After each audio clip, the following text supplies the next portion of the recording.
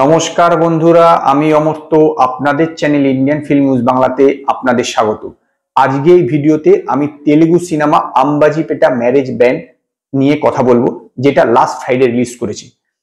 Writer পদ্মভূষণের as a hero Suhas প্রথম কাজ করেছিল এবং সেটা খুব সাফল্য পেয়েছিল। তো এটা সুহাসের অ্যাজ এ হিরো দ্বিতীয় সিনেমা। এটা একটা রুরাল ড্রামা। গল্পটা হচ্ছে 2007 সালের আম্বাজিপেটা বলে একটা গ্রাম আছে, সেখানে সুহাস এবং তার বড় বোন পদ্মা থাকে। তো সুহাস হচ্ছে একটা ব্যান্ডে বাজায় এবং তার বড় বোন একটা স্কুলে চাকরি করে। তো সেই এলাকায় ভেঙ্কট বলে একজন মহাজন আছে। তো সেই মহাজনের বোনের সঙ্গে আবার এই সুহাসের প্রেমও আছে। তো একদিন কি হয়, যে মহাজনের সঙ্গে সুহাসের বড় বোন পদ্মার একটা ইনসিডেন্ট ঘটে এবং সেই ইনসিডেন্টের ফলে একটা রিউমার ছড়িয়ে পড়ে। তো মানে রিউমার ছড়িয়ে পড়ে এবং এর ফলে তার যে বড় বোন আছে তার নামটা খারাপ হয়।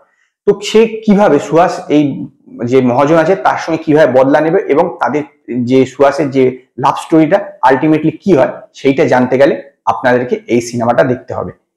এটা একটা রুরাল ড্রামা, নো ডাউট। এতে কিন্তু বিশাল কিছু টুইস্ট অ্যান্ড টার্ন নেই, বেশ সহজ সরল গল্প, ডিসেন্ট গল্প, কিন্তু শেষে গিয়ে একটা দুর্দান্ত চমক আছে, যেটা অন্তত আমি কোনো তেলুগু সিনেমাতে দেখিনি এবং রিসেন্ট টাইমে কোনো সিনেমাতে দেখিনি। শেষে যে চমকটা রেখেছে ডাইরেক্টর, নো ডাউট একটা দুর্দান্ত চমক। এই চমক এবং ক্লাইম্যাক্সটা অ্যাকচুয়ালি এই চমকটা কিন্তু সচরাচর একটা কমার্শিয়াল সিনেমাতে দেখা যায় না।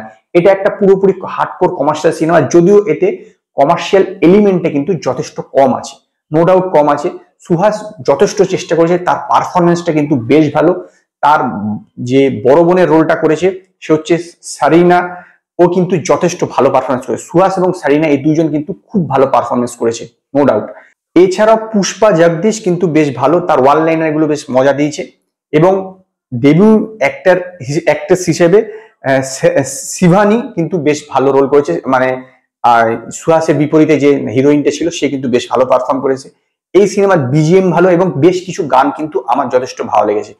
কিন্তু মূল বিষয়টা হচ্ছে এই সিনেমাটা ফার্স্ট হাফটা বেশ সুন্দর এবং ইন্টারভেলে যে ব্লকটা সেটাও কিন্তু বেশ ভালো, কিন্তু সেকেন্ড হাফ থেকে এই সিনেমাটা একদম ফ্ল্যাট হয়ে যায়, একদম ফ্ল্যাট।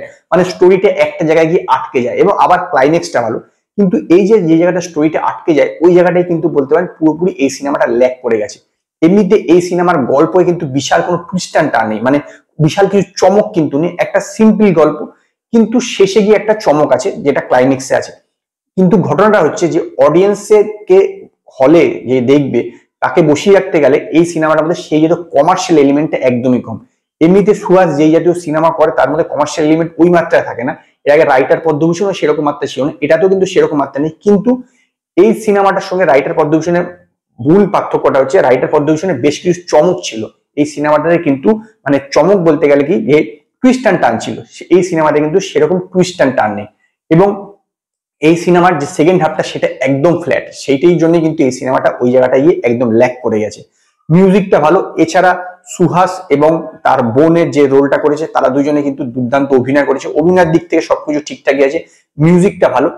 নো ডাউট এটা একটা রুরাল ড্রামা এবং ওয়ান টাইম ওয়াচেবল, এরকম না যে বারবার দেখতে হবে, তবে অবশ্যই এটা ওয়ান টাইম ওয়াচেবল।